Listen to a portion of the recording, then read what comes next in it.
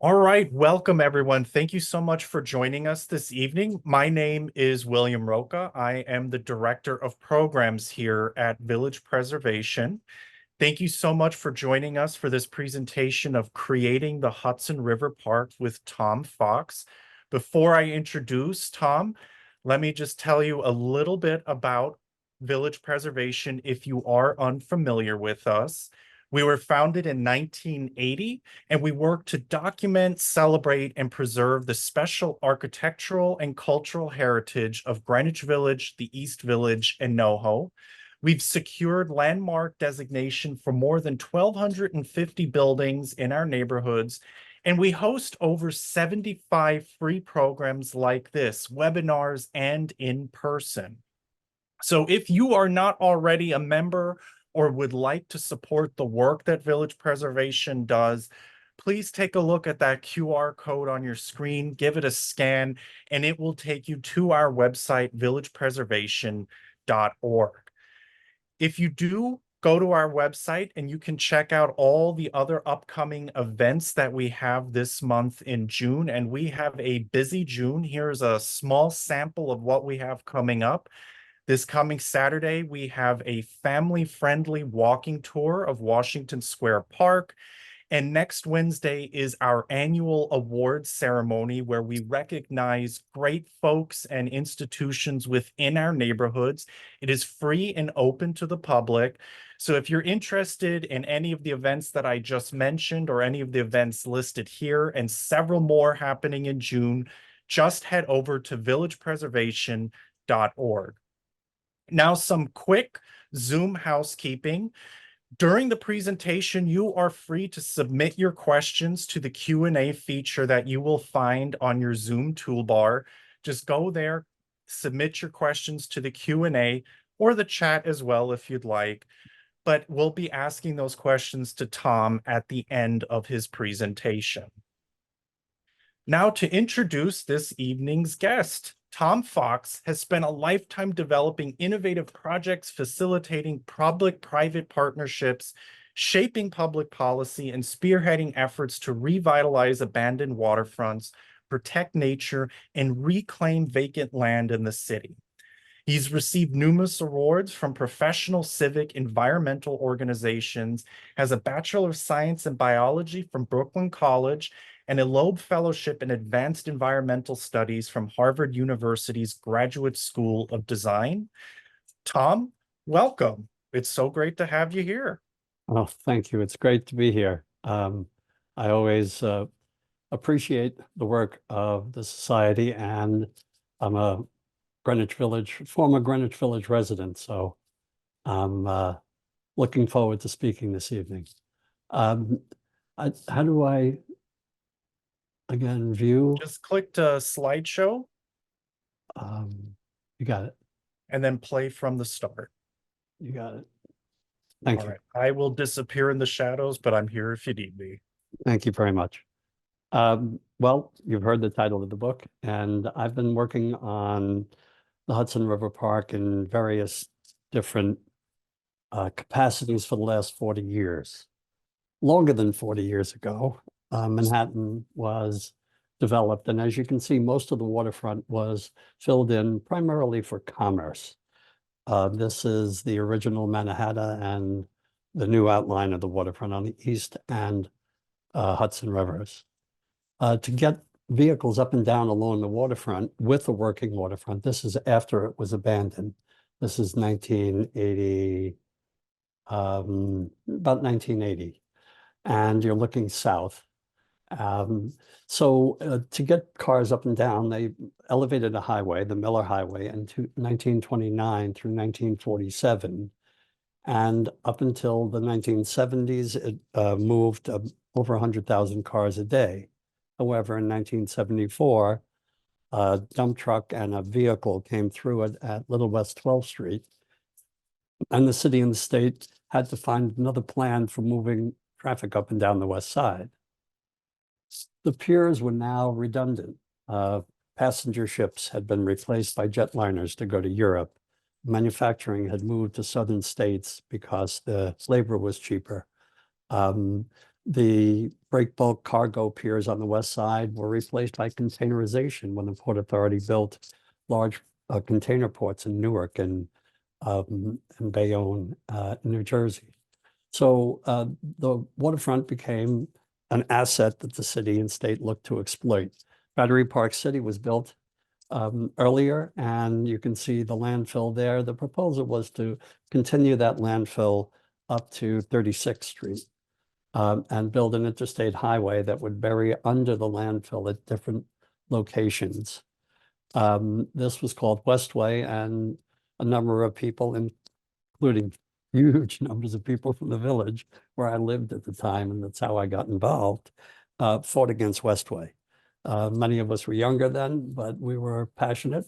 And the press got wind of the fact that people weren't going to allow this waterfront to be exploited.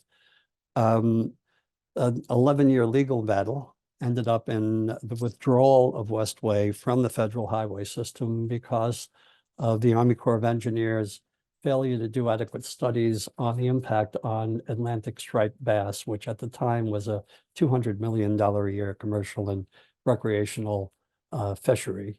That the primary breeding grounds were here under the west side, going all the way up to Yonkers. So this was a huge hatchery, if you will, a nursery for young striped bass, which go out to sea and then come back into the city again to breed. So a West Side task force was put together to figure out what to do in the aftermath.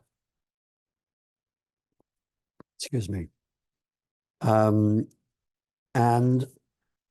22 members were appointed to it, and they included 4 citizens.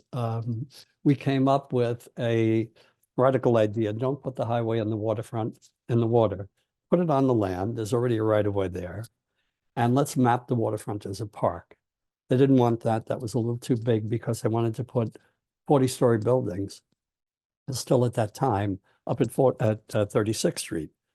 So this is the waterfront in 1986. This is Tribeca. This is a play area in Tribeca. This is picnicking. You can see the prison at Pier 40 in the background. The waterfront wasn't protected. People and cars and everything had access to it. This is the village. I lived on Bank Street. This is Pier 49, the dog days of summer.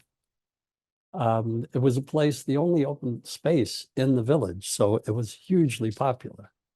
And people would go out on these piers, even though they look like this, to get solitude, get access to the river, and be with nature and be with one another.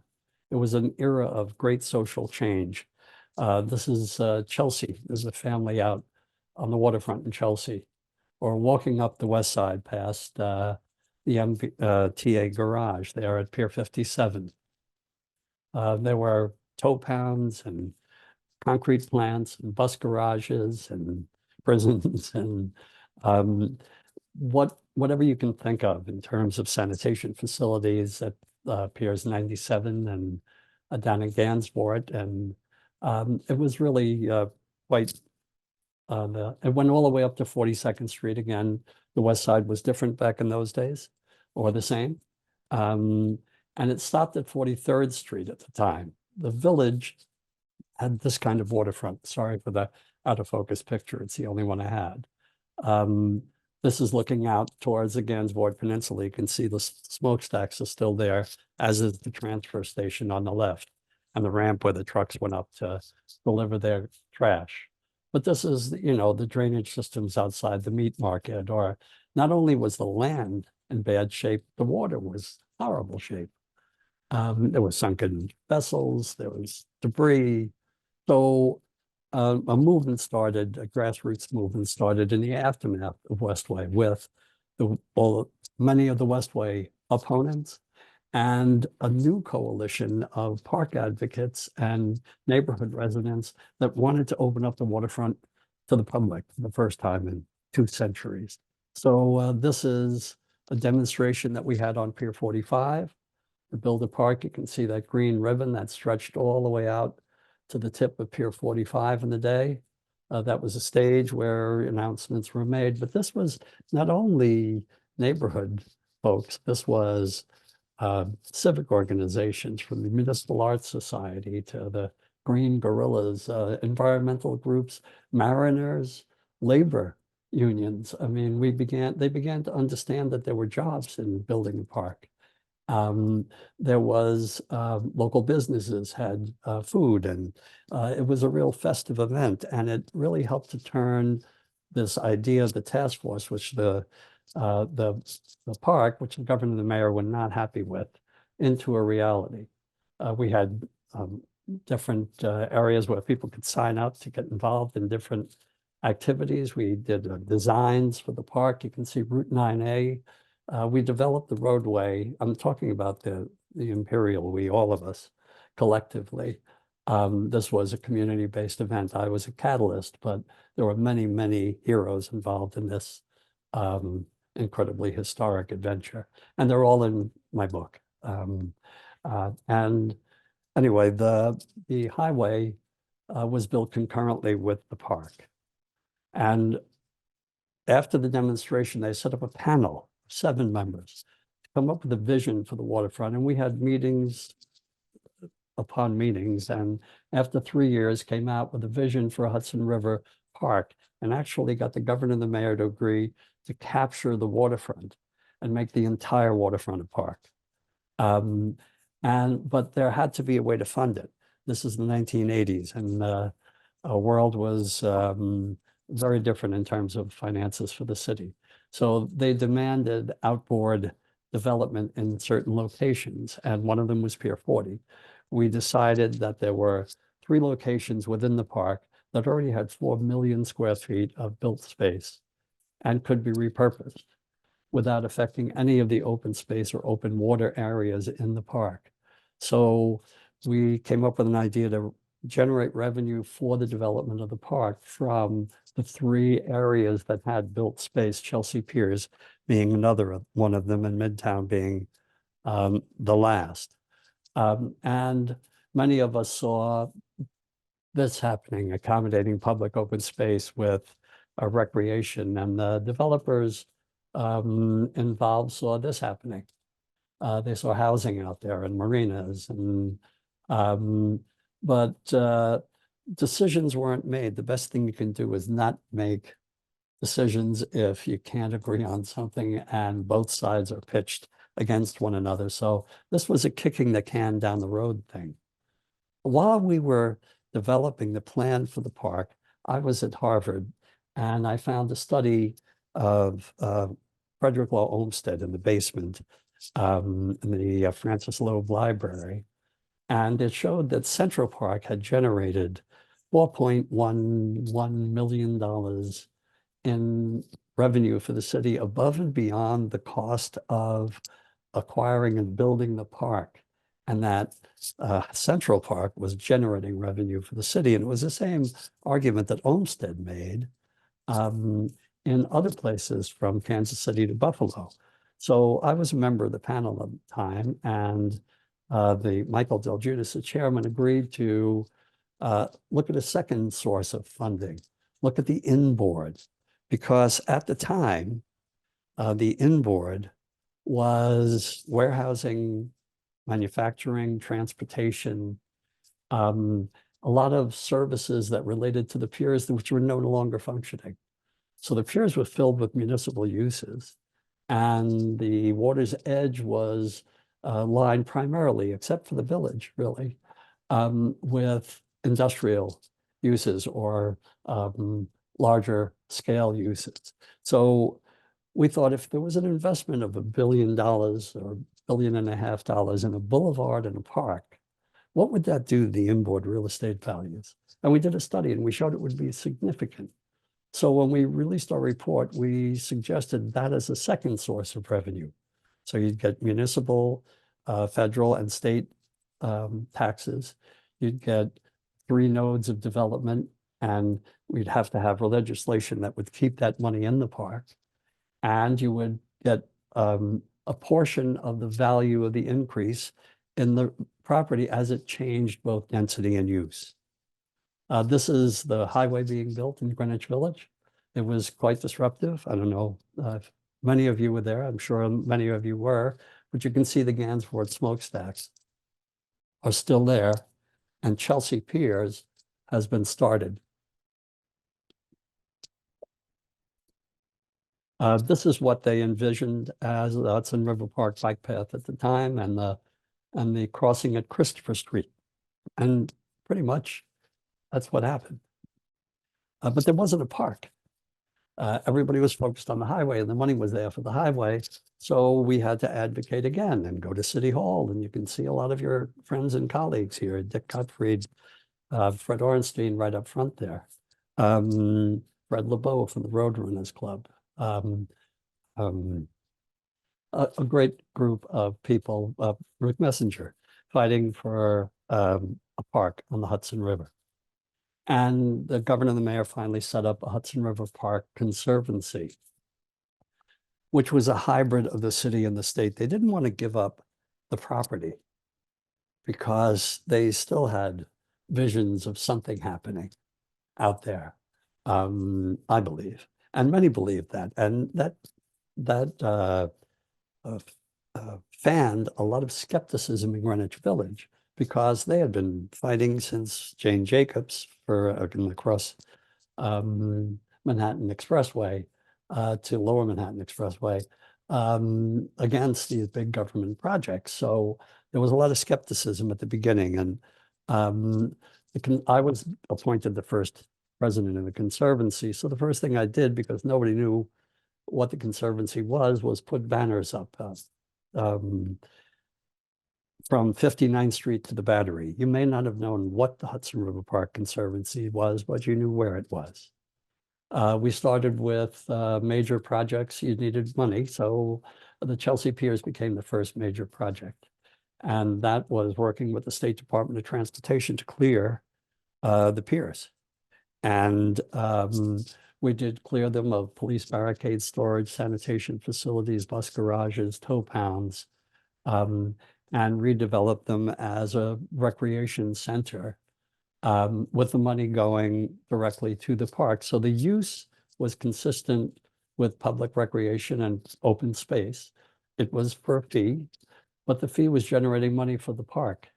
And that's what the concept of these three nodes of development would be. There would be maritime or recreation or entertainment related development that would complement uses on the waterfront and provide destinations north and south so that people would traverse the length of the park, because it was broken up into neighborhoods at the time. This was the initial concept. But we had to get rid of the cars. There were cars all over the place. This is the tow pounds at Pier 26. What happened is you got your car towed to 76. If you didn't pick it up in 60 days, it went to 61. And if you didn't pick it up in another 30 days, it was auctioned off down at 26. It was an assembly line for cars, the entire west side. So one of the first things we did was tell all the people, all the parking lots that were now along the waterfront, that they had to move 25 feet in. And we designed an interim bike path that we called the temporary pedestrian zone adjacent to a federally aided highway, to get it through. With the State Department of Transportation didn't like the idea at all. They thought it would reduce revenue, which it didn't. It just moved the cars further out. It cost $1.2 million, and the Times said there are times when small is beautiful, and this is one of them. You have to show people the waterfront and get them out there.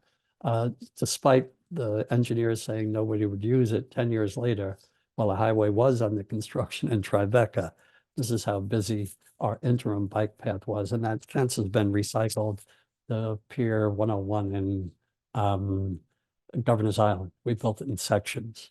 But we also got $65 million from the federal government for transportation, a bicycle path and pedestrian path. 27 feet of the park was first built with money from the Department of Transportation. They won't tell you that. And unfortunately, they still have jurisdiction over the bike path, which is an issue that the Hudson River Park Advisory Council is wrestling with constantly, as are your elected officials. using other people's money. In the beginning, we didn't have any of our own, so this is Port Authority wanted to build a bunker at Morton Street for the vent shafts, and Bill Hine, one of your colleagues, the late Bill Hine, great guy, from the village, and others fought to stop we wanted to put it underground.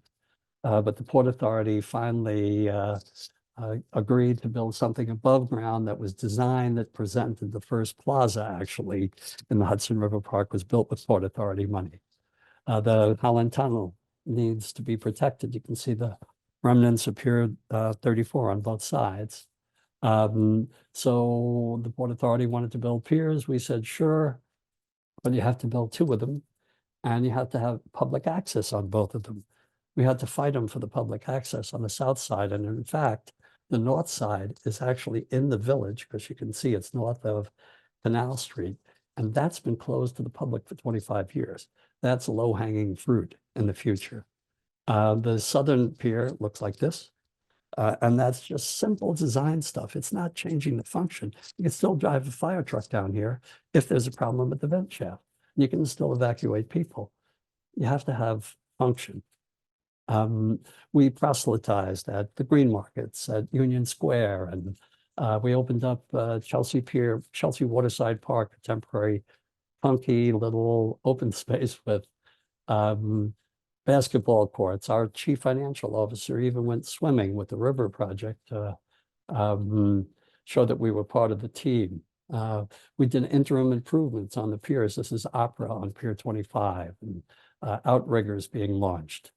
Helped save historic vessels. This is Yankee, the last of the Ellis Island ferries.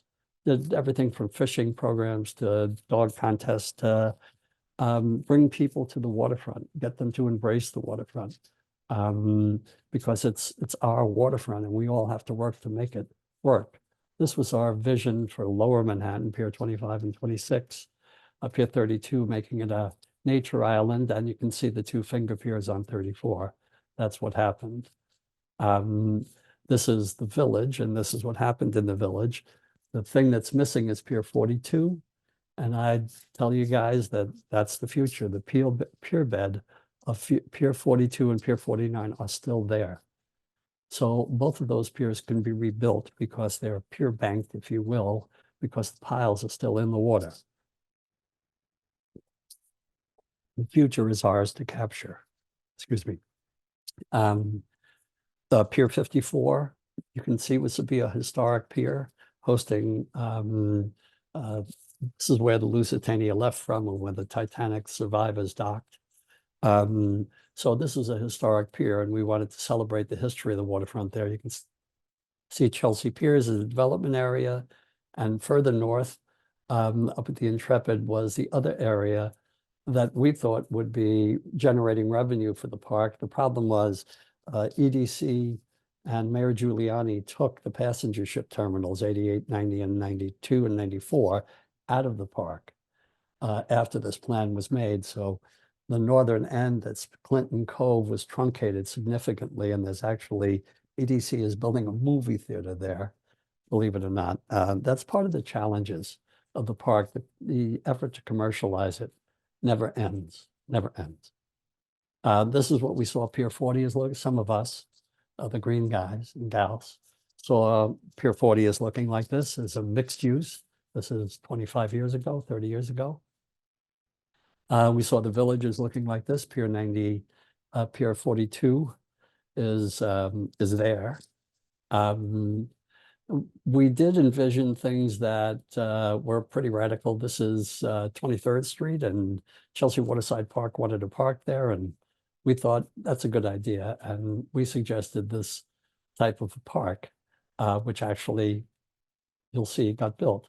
We actually started bringing in, this is Frying Pan at Pier 63 temporarily, and the first restaurants on the waterfront. Low scale, low key, open, seasonal, historic.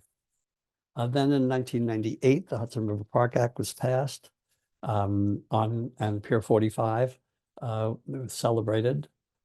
This is Pier 45, and day in the spring back then. You can see the village skyline has changed somewhat.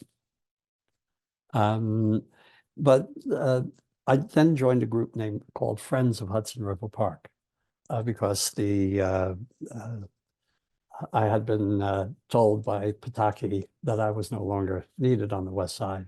And so I joined this group called Friends, and we actually realized that the proposals that we'd made in 1990 were happening, that the park was being built and across the street was being exploited,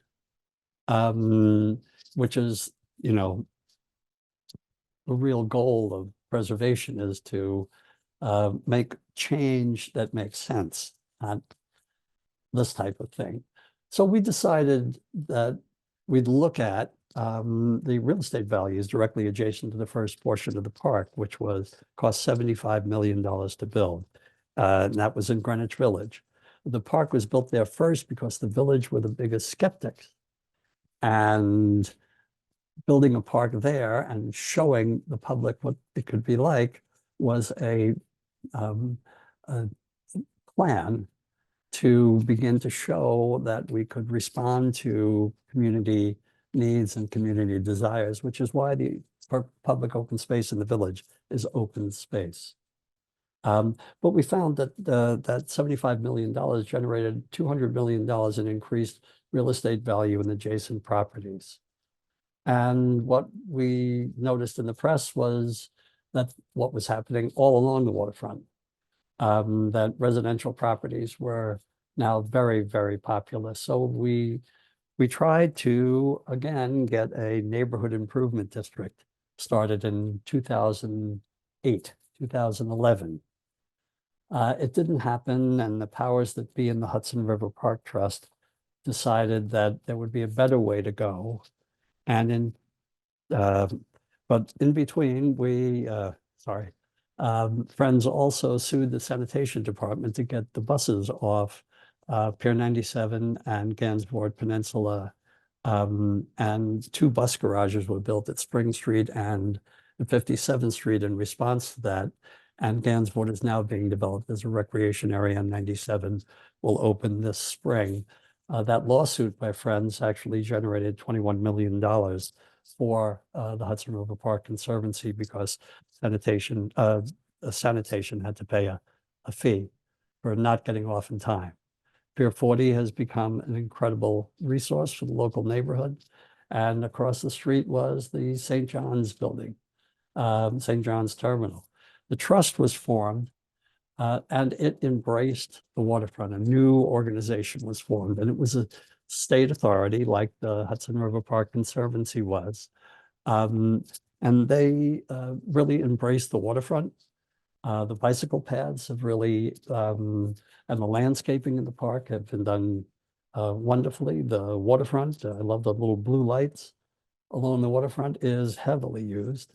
The piers are all, the public piers have been developed in a very coordinated way to help people and our other friends. The waterfront has 4 or 5 dog runs. It has 5 kayak and sailing places. It's got playgrounds and active recreation and historic ships.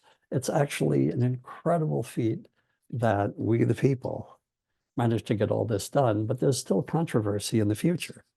We have Pier 76, which is 5.5 acres, where Cuomo recently got rid of the tow pound. Good for him. After 25 years, it was about time. Hell's Kitchen has very little open space. Well, they're talking right now about developing half of this pier to save the other half. And this is the current dilemma. How much development do we allow in the park? I would err on the side of none. You know, we've got across the street from this, we've got Dubai on the Hudson Yards. Now we're going to say that we can't afford $150 million to stabilize this pier when you've got 26 million square feet of development across the street that's not putting anything into the park. There's something wrong with the equation. They've modified the Hudson River Park Act to allow longer term leases, 99-year leases, to actually allow to transfer development rights from the piers onto the property inboard, which has all been rezoned by the Bloomberg administration with no money going into the park. So what they're doing right now, I think, is really setting the park up as they have. I mean, look at new offices going into the park, proposals for housing at Pier 40. Again, this is property and this is Manhattan. So, you know, I would argue that we need to set up this park improvement district. There's a beautiful restoration of Pier 57. I think it's been wonderful. It's a historic building and they've done a great job. And it's a huge asset. But the waterfront is changing. This is at the end of the book. I talk about, I give in the middle of the book, I'm sorry, I do a before and after. So this is 59th Street before. You can see the Pier 50, all the piers are still there. This is 59th Street after. Pier 97 is to be developed into a $54 million public open space. It's opening within the next few weeks. There's still 2 industrial uses left on the northern end of the waterfront. And the garage you can see across the street is where the trucks were moved from Pier 97. But Pier 94 is going to be developed. This is 42nd Street. You can see the highway is still up, and that's in 1986. That's 42nd Street now. The UPS building is still there. The Sheraton has been turned into the Chinese Mission. Circle Line is a perennial on the waterfront, but the uses across the street have gotten very dense. This is 23rd Street then. This is 23rd Street now. That actually did happen. Chelsea Waterside Park, it is a real success story in the waterfront. And Chelsea Piers is functioning. They just renewed their lease for 44 years. But they also renewed it with 3 lanes of traffic out front, which the local community board and the advisory council advocated against and putting it back into bicycle use, but we were ignored. This is Pier 54 then, and Pier 57. You can see the High Line in the background of the Gansevoort destructor plant to the right in the meat market. This is that area now. Pier 57 is Google's shop with rooftop park and a beautiful open space, a beautiful public space on the first deck on the south side that looks out over Little Island. Little Island is controversial. I and the City Club of New York fought against it, and because it's 3 theaters in the river and you can't dock a boat there. And this is a estuarine sanctuary. Theaters can go anywhere. You can see the old pier remnants. We and the old head house, the old structure at the entrance to the head house at Pier 54. We lost 3 times in state court and we won in federal court. And they put a hold on the project, and a compromise was reached where they could build the island if they agreed to provide the last $146 million, the last $165 million to build the park. And we got $146 million in 2019 and 2020 for the completion of the park out of it. But it is what it is. This is your hometown. You can see the federal building up on Christopher Street. You can see the St. John's Terminal, which was the terminus of the High Line. That was originally the southern terminus of the High Line. And Pier 40 is used for trucking and car parking, 2,800 cars, I believe. In Pier 40, the piers no longer have a maritime function. This is the village now. The waterfront is really beautiful. The pier has been reutilized, and many of us hope it'll stay that way. There's controversy about the housing going in on the northern end across from Google, because a lot of the promises that were made weren't kept and somehow have been managed to gun around. But the society was critical in getting those 25 blocks of the southern end of the village landmarked to prevent, again, this uprise. And you can see the federal building in its glory right there on Christopher Street. And the scale of the village, it's so human. Look at its green. That's why I love walking the village streets. The village is unique and should always stay that way. This is Piers 25 and 26 in Tribeca. My office is on Reed Street. I spent a lot of time here. This is that now. This is to me what a park should be, a waterfront park with moorings and access to the waterfront and historic vessels and active recreation, and 3 playgrounds, an estuarium soon to come, environmental restoration on Pier 26, kayaks. It's been a great success, but again, we've got to keep this thing. So how do we fund it in the long term? I believe that if we don't do something like a park improvement district on the inboard, when we initially came up with the concept in 2008, we would have charged 0.075 cents on each square foot. So if you're on the 1,000-foot condominium, you'd pay $75 a year to support the park. And now it would be generating $13 million a year for capital replacement, improvements, landscaping, that type of thing. And these are the types of things that it's hard to find money for, and it's critical to keep the value of the park for the public and for the people who've invested on the west side. So I believe that that's the way to go in terms of the future funding. How much time do we have? You got plenty more time, Tom. Great.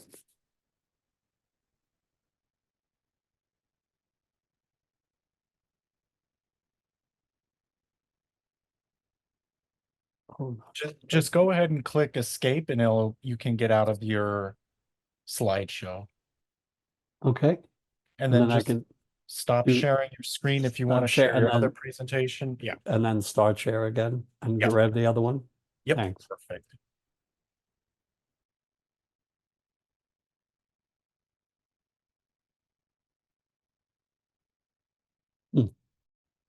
I don't see the other one, so let me close out of this, No, no minimize worries. Take this. your time. Okay. While Can't see. Tom's getting his last bit of the presentation set up, if you do have any questions for Tom, please go ahead and submit those right into the Q&A feature, and we'll be asking those questions to Tom in just a little bit. I can't seem to get to my desktop. I'm sorry. No, no worries. Try pressing escape one more time. Yeah, I did. It just beeps. Oh,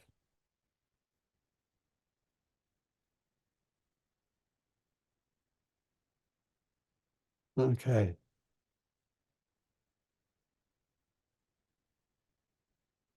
All righty. Let's see.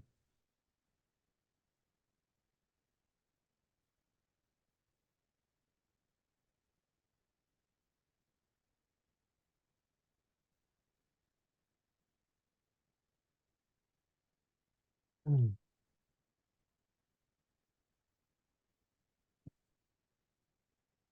as I was saying Okay. earlier, you got it? I believe so. So All right. let me try and get into close this one and share screen with this one.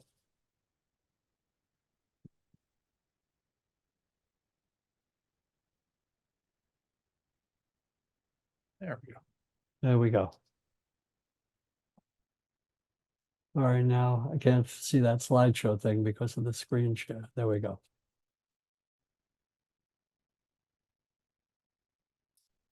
One of the biggest challenges facing the west side is tidal surge and flooding and sea rise. The west side, the Hudson River Park Advisory Council has asked the governor and the mayor to set up a task force to take a coordinated approach to protecting both the park and the adjacent neighborhoods from sea level rise and flooding. The Hudson River Park is an incredible place, but it's right on the water. And 70% of the park is water. You can see the greensward along the inboard. Now, the park is fairly wide in many of its locations, especially in the village in Tribeca. But the tidal rise is going to cause problems, and the Army Corps of Engineers has decided that the best way to address this is to build a wall.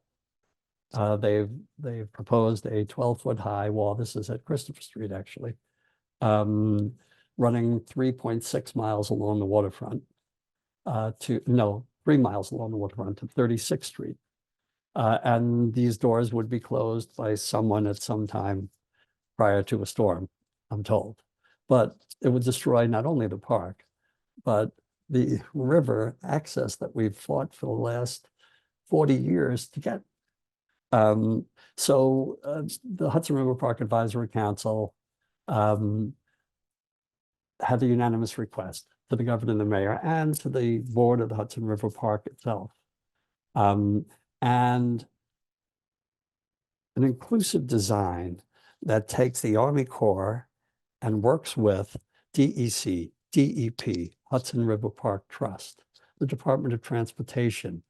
We've actually stimulated the redevelopment of the entire west side over the last 40 years with a wonderful waterfront park and a boulevard. What can we do to address sea level change? The stakeholders now are growing. Manhattan Community Boards 1 and 2 have both endorsed this concept. So has Congressman Goldman, and all of the city and state elected officials whose districts include or abut the park have endorsed this approach. We're going back to the future, going back to the task force that actually got the trust, the park going.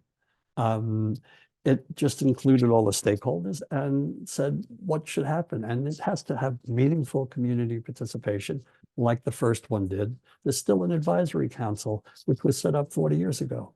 It works. And this would complete the metamorphosis of the West Side for the next 100 years. I mean, you can only plan for so long in reality. And the governor and the mayor are the only people that can really put together something of this importance, because they can get community leaders, business leaders, civic leaders, labor leaders to the table. And they can wrestle all of these agencies because they all work for them. And they're the matching money for the Army Corps. So start the project in the water. Resiliency should begin in the waterway. This is 900 feet out. These piers could be wrapped with the piles could be wrapped with materials that support marine growth. The bulkhead could, as Seattle has done, could be surfaced with material that supports algal and both plant and marine life. Oyster reefs are being grown right now between Pier 26 and Pier 34, and they're growing quickly. They're underwater barriers to water surges. We can also have interventions like are happening up at Gansevoort Peninsula or the educational wetland at the end of Pier 26. The waterway is only 3 to maybe 12, 15 feet deep at most, except the passenger ship terminals. So are there, as we're looking at natural systems, are there natural, this isn't the natural shoreline for sure, are there natural systems that can complement and support marine life that can also add to surge protection for the waterfront? So if we preserve natural systems and expand what we're already doing in a number of locations, we can use the in-water area to be the first element of the flood protection. But the problem is, right now, there are 33 stormwater outfalls that dump into the Hudson River every time it rains more than 3/4 of an inch. And that's fairly frequently, especially with these cloud bursts that we've been having. So back in 1989, I tried to get the Department of Environmental Protection, and actually did, the city, DEP, to look at a 48-inch stormwater retention line to capture and store all of the stormwater. You can't use the Hudson River estuary as your first line of defense against storms if you're polluting it. So there's one like this in Perdigat Basin, where they actually capture 500 million gallons of water in the pipe and in the storage area, and that could be built under the park. And DEP pays for the top surface of what they are building. And they also, when we checked in 1989, 1990, they had the third highest bond rating of municipality in the nation. So they obviously pay their bills. So that's one opportunity for funding something like this. The roadway needs to be changed because it's designed for 1990s traffic, and nobody knew what was going to be built on either side. Nobody could have seen Hudson Yards or the change in the meatpacking district, Hudson Square, the High Line, Little Island. I mean, it's like really changed. So has transportation. Conventional banking and electric powered micromobility have increased. Congestion pricing is expected to reduce vehicular traffic below 60th Street by 20%. Now, that's expected. One of my concerns is if we don't have those meters that prevent everybody from turning into the side street, which they say they're having on the west side because it's a vehicle thoroughfare. But people might park at the passenger ship terminals or Circle Line or Chelsea Piers or Pier 40 and walk across the street unless there's of those systems on the outside, the riverside of the park, to prevent people from slipping in and then slipping out without paying congestion fee. If they do that, then it will just be a thoroughfare. And I don't think traffic will increase tremendously because nobody's driving through the city right now to get from, the Upper West Side down to the Battery to go through the tunnel. But who knows? And that's what we have to plan for in the future, dedicating the current parking lane for these bicycles and now increasingly large carts that are pulling traffic packages up and down the west side needs to be done. The Advisory Council has endorsed it. Community Board 1, Community Board 2 have endorsed it. There's a parking lane. We could turn it into an electric vehicle lane and get these people out of the park and off the sidewalks. But that takes a design for the roadway. The roadway now is, pretty wide. And the reason it's wide is because there's 4 lanes going north and 3 lanes going south. If traffic patterns are going to change and volumes are going to change and methods are going to change, then the highway should change. It's almost 50 years old, and that's probably its design lifespan. So if we redesign it to meet current needs and we can narrow the park, narrow the roadway, we can expand the park, giving us a greater opportunity for natural and shore-based, shoreline flood control measures.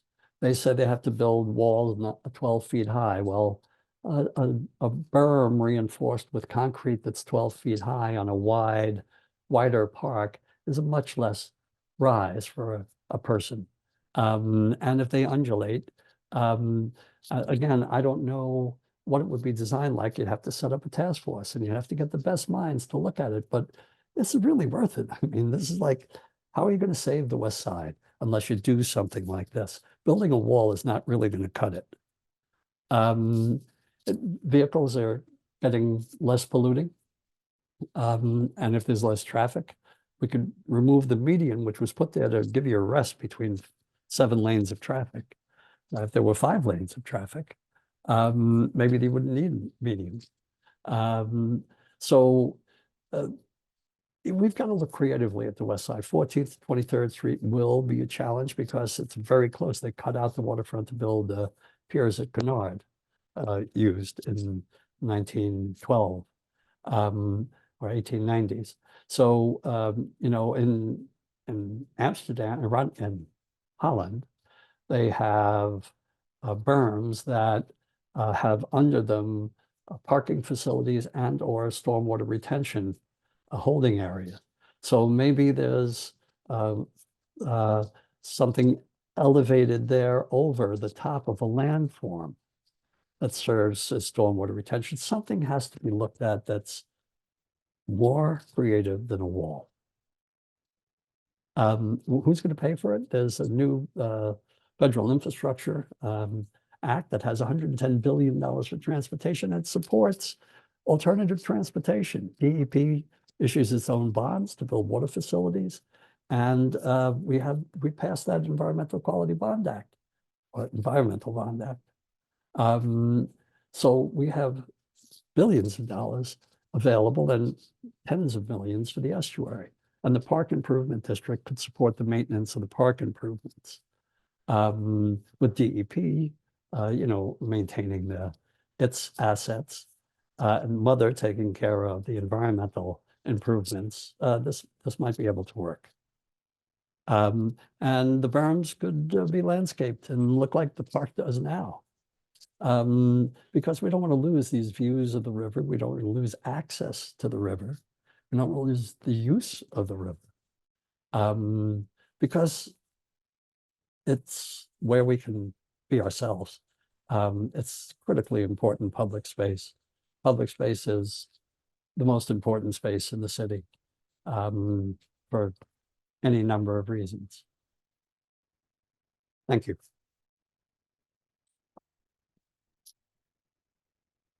Right. Thank you, Tom. Thank you first for the great presentation, and thank you to you and all your colleagues who helped make this park possible, because it really is a gem in the city. If you want to go, you can click stop share so we can. Oh, sure. All right. Oh, perfect. And we've got a good number of questions. So I'm going to start off with David's question. It seems like working on this kind of goal is a very long-term commitment, takes 20 to 30 years to accomplish, and people who are working on it may not really get to enjoy the full fruits of their labor. How do you get folks to stay focused and motivated during such a long-term commitment? And I would add also to get the next generation interested in continuing the work. Great question.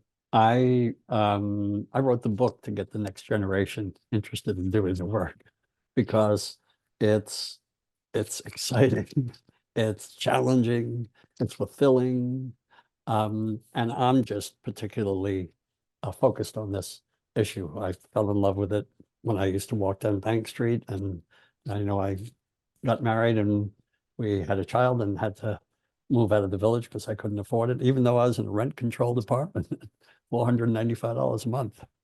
We're talking the good old days.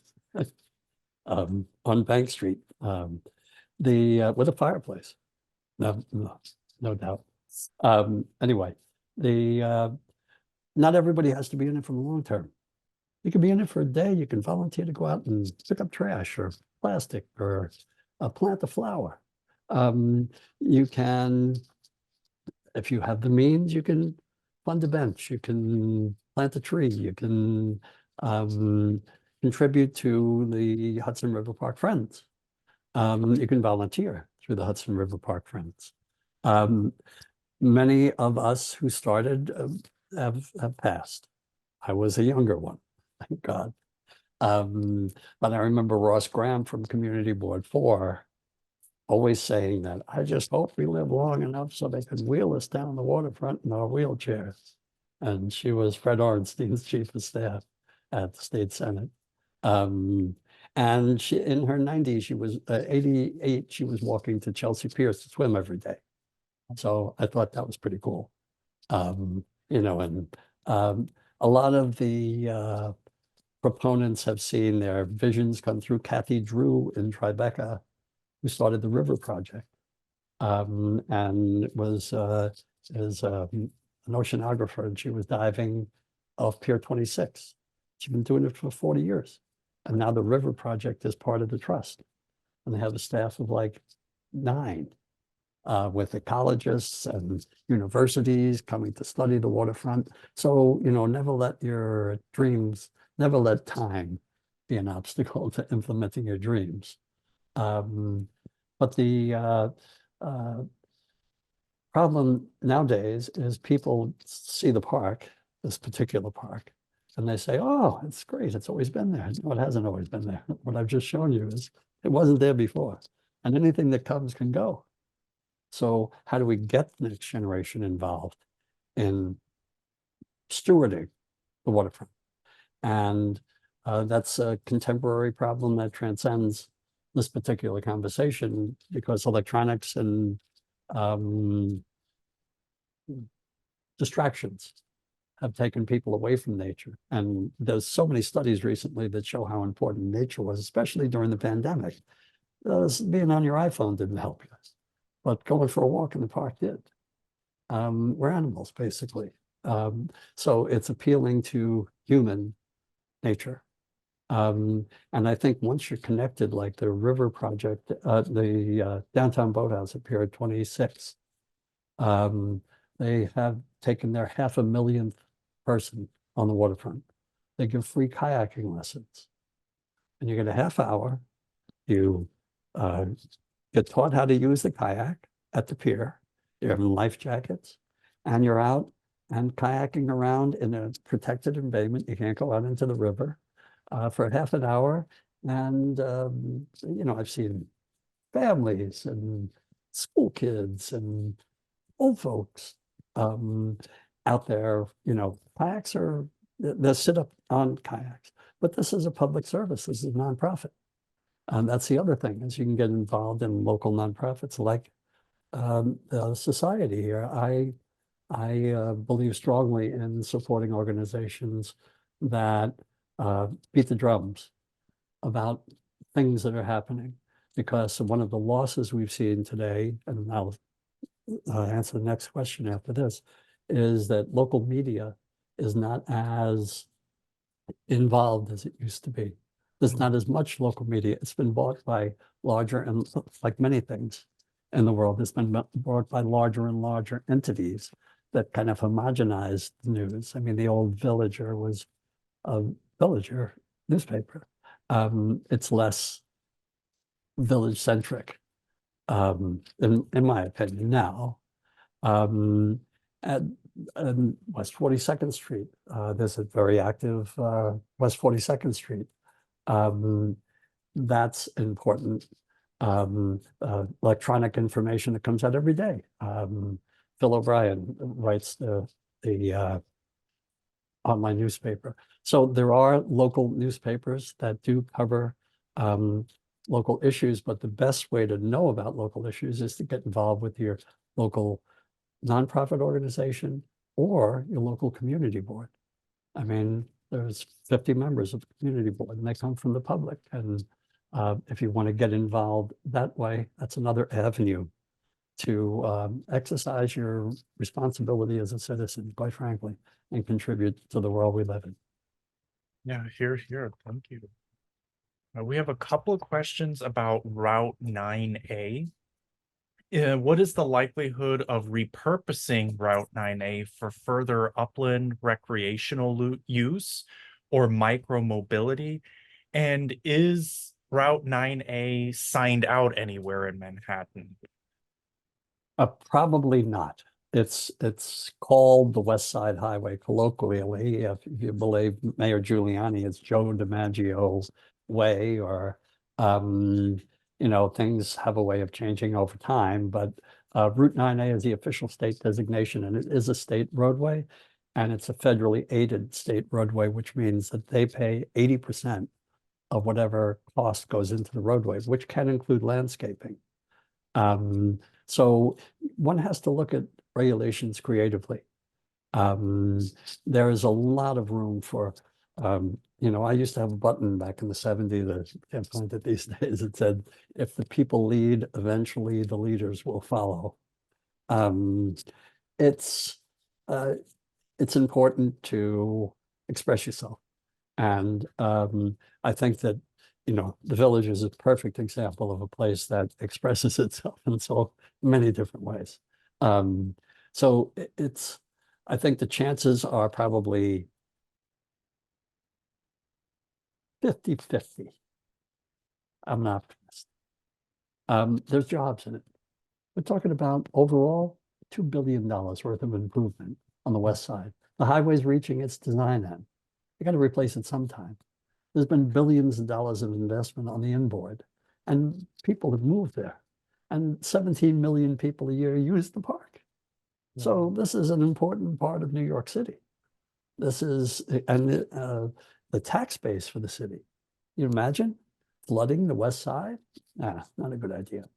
And all of it's, if you look at the maps, Canal Street is actually a canal that goes like really far in towards Chinatown on the 100-year floodplain.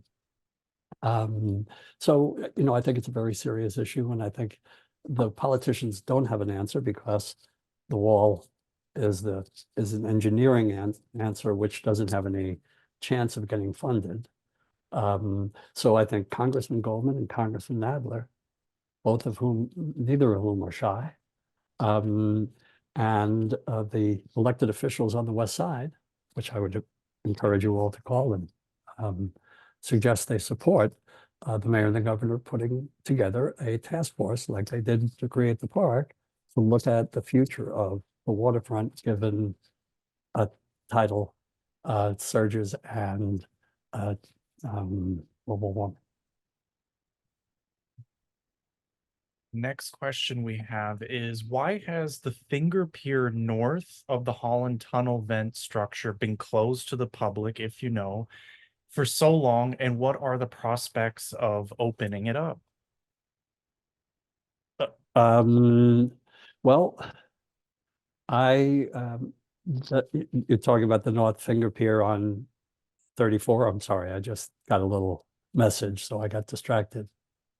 It was the North Finger Pier Yeah, of the Holland Tunnel yeah, vent. 34. The Port Authority didn't want to build two platforms. They wanted to build one driveway, one walkway out, and just leave the other in piles. And as a conservancy, we fought, and thank God the governor was on our side, just as Mario Cuomo. And the Port Authority acquiesced, made the walkways wider, and gave the southern one to Hudson River Park Trust. But they kind of paid Solomon. They said that the Department of Transportation was actually the owner of the property because they had taken it for Westway. So that's the state involvement, is they bought the property from the city for Westway. So they actually own the property from 36th Street to Battery Park City, whereas the city owns the property to the north. That's why it's a city-state authority, if you will. So the state transportation commissioner said, for the next 5 years, the Port Authority has exclusive use of that pier, Northern Finger Pier, for emergency access. Just so happened that he wouldn't be around in 5 years. So it was up to the next entity to do something, and the next entity became the Hudson River Park Trust, which has not exercised its suggestive powers to make that a public pier. So it would add about almost an acre of open space in the village. And there have been proposals for things like fishing piers because fishers have hooks on there. And that's a really active recreation, valid use of the waterfront, fishing. But you don't want it where everybody else is, because you don't want to jeopardize people. And there are some serious fishers, and there's some serious fish in this river. Yes, striped bass can be like 2 feet, 3 feet long. Wow.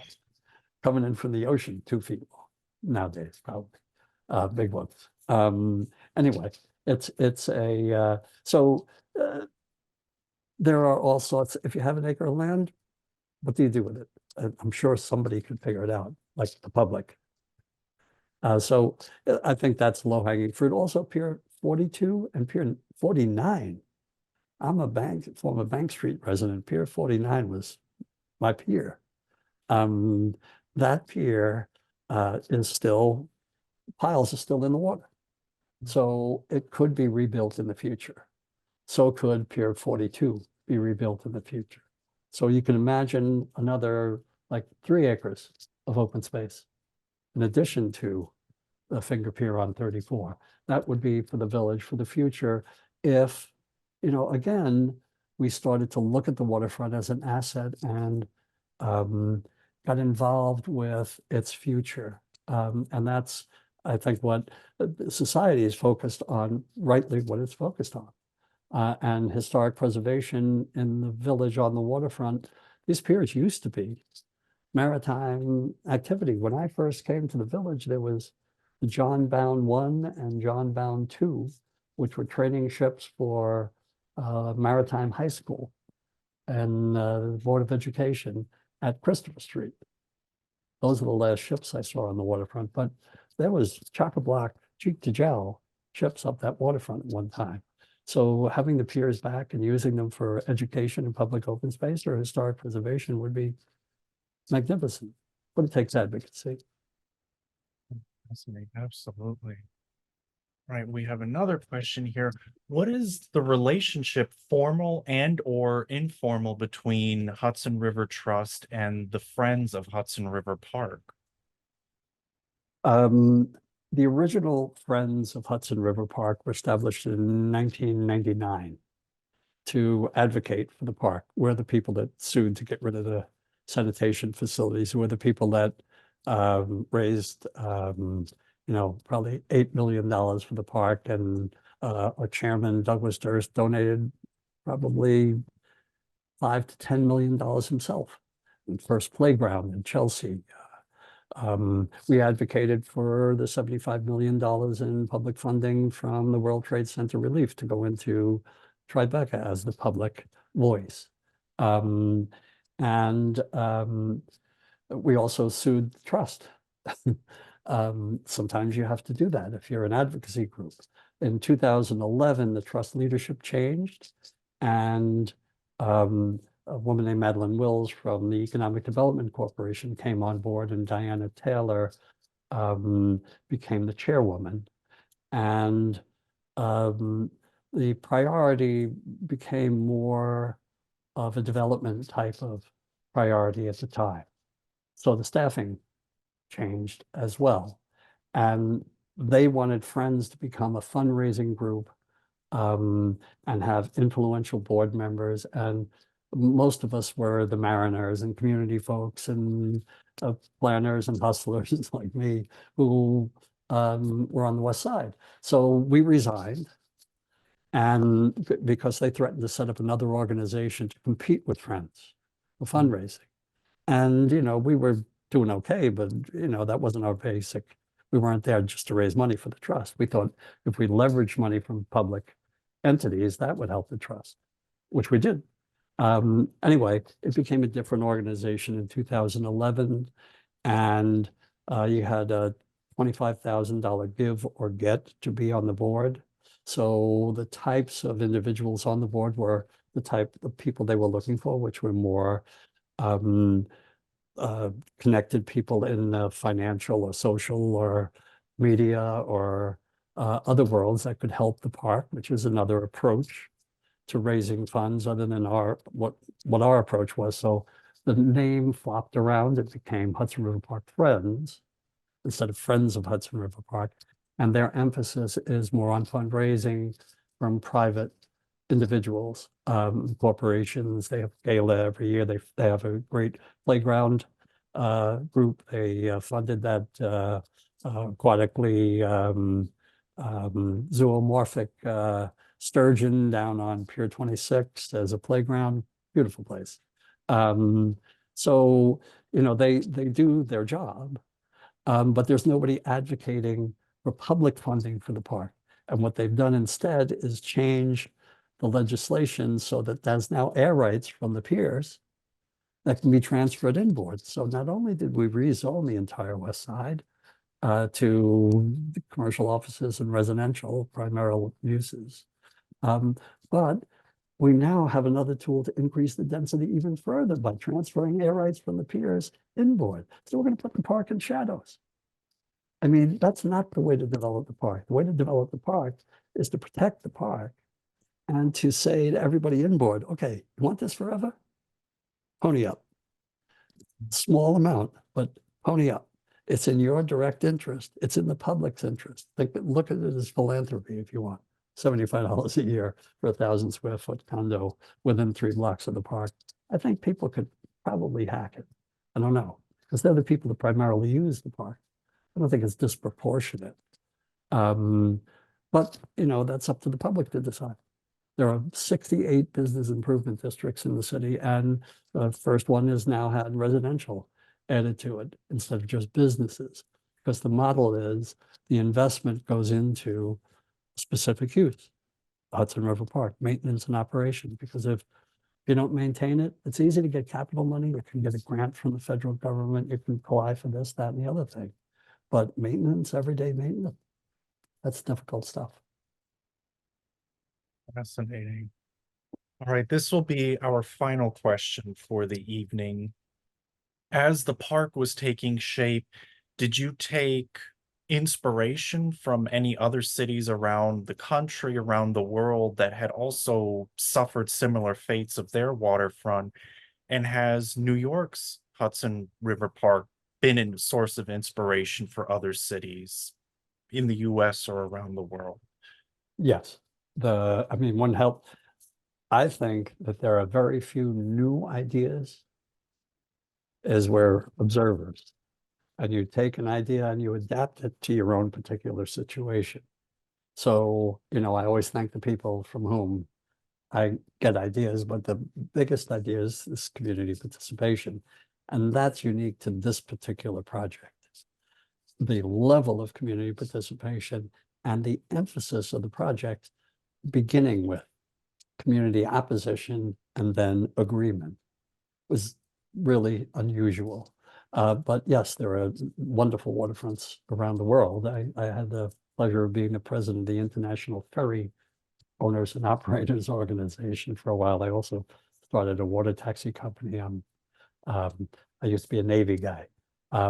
So the Seattle, for example, has done a great job on its in-water investments and its transportation investments, not so much on its pier investments like we have in terms of converting them, because it costs a lot of money.